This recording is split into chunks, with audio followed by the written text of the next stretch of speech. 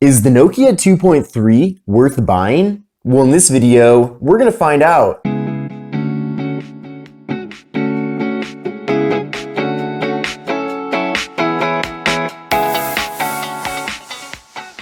Hi everyone, this is Kevin here, coming at you with my Nokia 2.3 review. Now, if you're not familiar with the Nokia 2.3, it is a GSM unlocked device that's available on Amazon for $139. So pretty affordable, especially for a phone that is unlocked. And definitely if you're considering buying a budget phone that's potentially locked to a carrier, then this might be a better option for you because you can easily switch from carrier to carrier.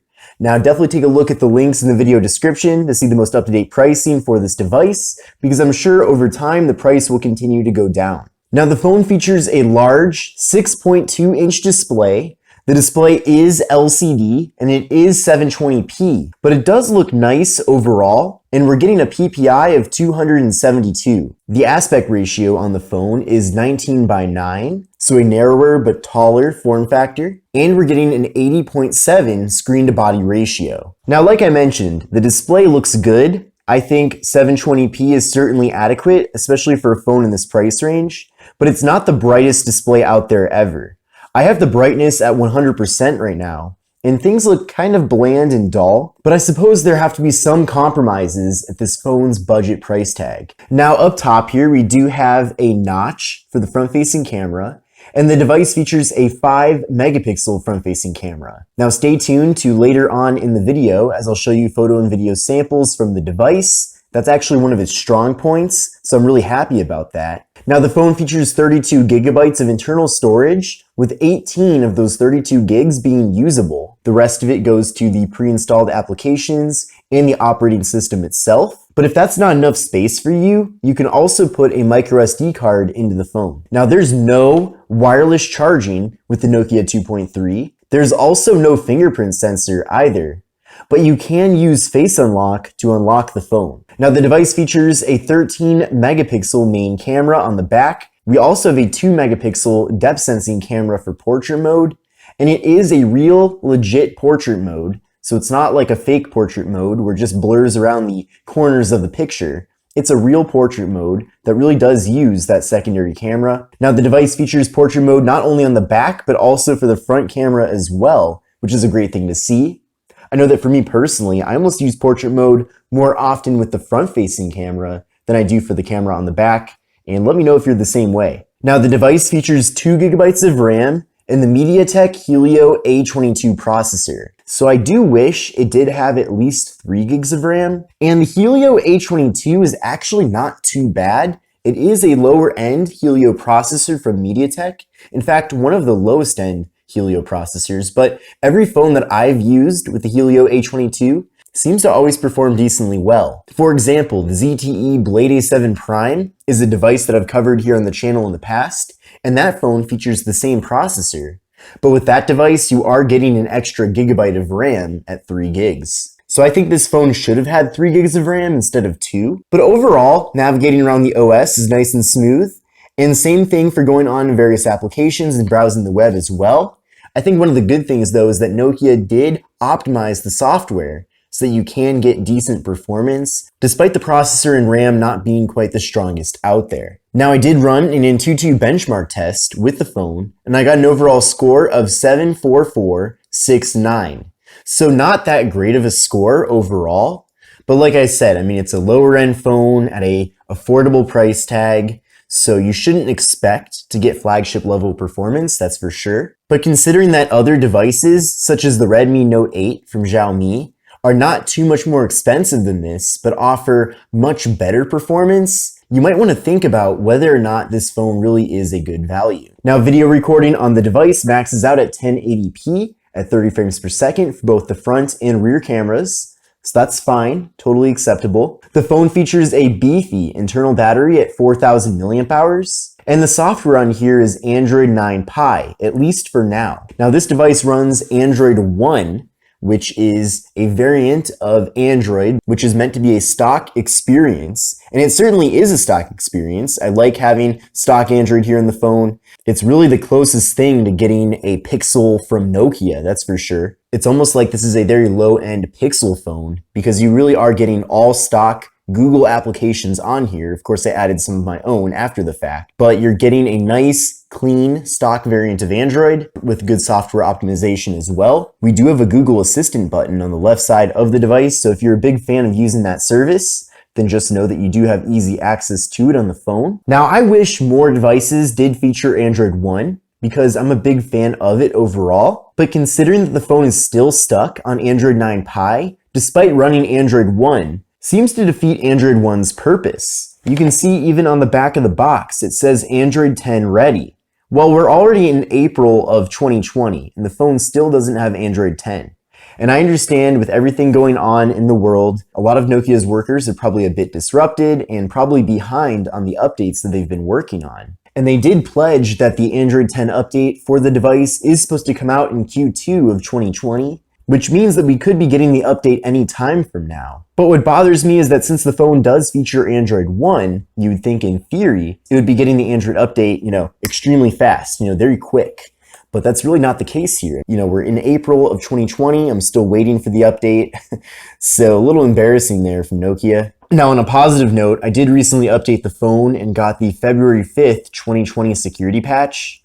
But there's another example. The phone runs Android One. Where is my March security patch? I don't think the April one is out at the moment, but why are they behind on security patches if the device runs Android One? I'm not trying to tear down Nokia, don't get me wrong, but I feel like this is just another classic example of over-promising and under-delivering, especially when this device running Android One is really one of the best things that it has going for it. And it seems like Nokia has dropped the ball a little bit on that. Now, taking a closer look at the hardware here, we do have a pretty thick bezel on the bottom with the Nokia logo there. Then up top, we do have the water drop notch. But overall, I think it's a pretty decent looking phone. The design of it is certainly a bit unique compared to many of the other budget phones that I've covered in the past. For example, the phone has a very boxy look to it, and I'm actually a big fan of that. I think it looks really cool.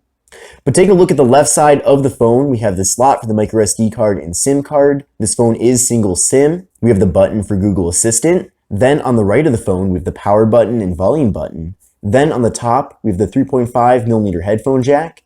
Then on the bottom, we have the microphone. We have the micro USB port. Now, this is another thing that I'm not crazy about with this phone. Why does it have micro USB? Especially when USB-C is so mainstream nowadays. And I've used phones with the MediaTek Helio A22 that have USB-C, so it's certainly not something to do with the processor. This is a choice that Nokia made to include micro USB and no USB-C, and it's certainly something that I'm not too crazy about. Now, taking a look at the back side of the phone, we have the dual camera setup, and we have the flash and Nokia logo, but that's pretty much it. Now, here is the box that the phone does come in, a pretty standard Nokia box. You can see Nokia 2.3 right there. On the back, we have some different highlights about the phone. And again, Android 10 ready, except I've had this phone for about 4 months now and still no Android 10. Taking a closer look at the inside of the box, we have the SIM card removal tool.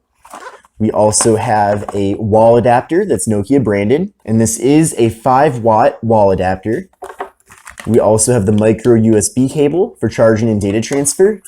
We have a Nokia quick start guide and a Nokia product safety info. Another thing to keep in mind about this phone is that there is no 5 GHz Wi-Fi support. You are limited to 2.4 GHz Wi-Fi. In my experience of using Cricket Wireless with the phone, which is based off of AT&T's network, by the way, has been a very good experience. All I had to do is put in my Cricket SIM and I was good to go immediately, so that's fantastic.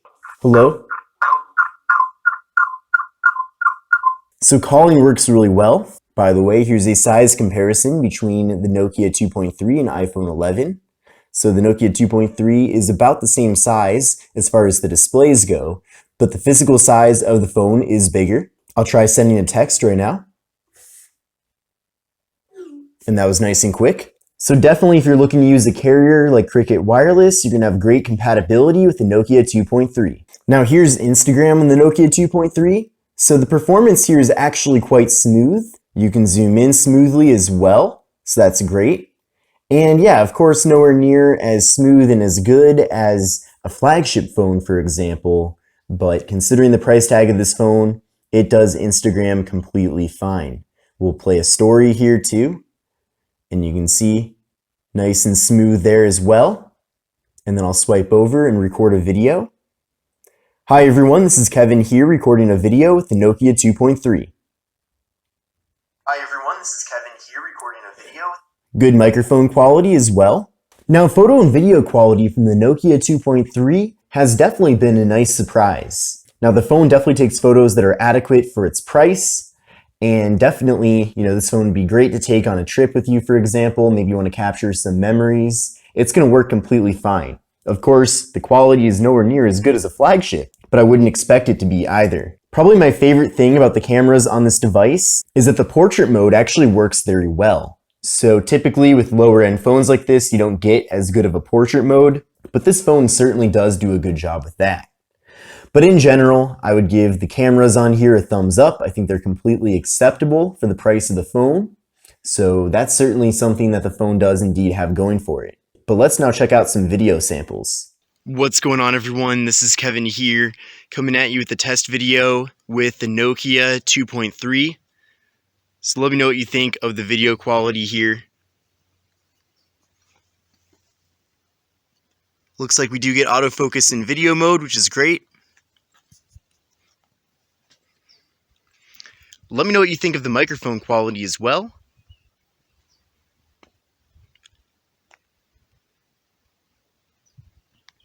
Hi everyone, this is Kevin here, coming at you with a front-facing video with the Nokia 2.3. So let me know what you think of the quality of the video here. But this is one of Nokia's newest devices to come out recently. And I'm in the shade now, so you can see the contrast. So it kind of shows me, but then you can also see a little bit of the background as well. Looks like if I tap on the screen on me, it makes me a little bit brighter, and I'll tap on the background now, and of course, you can barely see me at all. But let me know what you think. So I'm really interested to know what you think about the Nokia 2.3. In my opinion, the phone does have some things going for it, but also has many drawbacks. I like that we're getting a nice big display. I think the display overall looks good, even though it's not maybe the brightest display ever, but I think it looks good. I like the overall look and feel of the device. It feels like a very solid phone, despite its inexpensive price tag. And I like that the phone runs Android One as well. I like getting that stock experience. Certainly a big fan of that. And then of course, the camera quality is solid on the phone as well. Now, as far as the things that I don't like go, I don't like that there's no fingerprint sensor. I don't like that we're still waiting for the Android 10 update, despite this being April of 2020, and despite this phone running Android One, which in theory is supposed to give you faster updates. I don't like that the security patch is out of date. That's another thing that you'd think Nokia would do better, considering that the phone does have Android One. I don't like that the phone only has 2 gigs of RAM, when many other phones that this competes against in its same price range offer 3 gigs of RAM. And while 32 gigs of internal storage is fine, if they would have put more than 32 gigs in here, I certainly would have appreciated that as well. So in conclusion, is the Nokia 2.3 worth it? I think that there's a lot of things that you need to look past to justify getting this phone, and there's just so many other awesome options out there that I think at $139.99, it's not really worth it. I think at $99, this phone would be worth it, but at its current price, it's not very worth it. Instead, I would consider looking at other phones, such as the Samsung Galaxy A20s. That phone has so many more features at a pretty similar price tag. And if you want to go the renewed route, even look at the LG G7 renewed. And that phone is just a few years old, but it was a flagship originally. And if you put that head to head against the Nokia 2.3, it's not even close.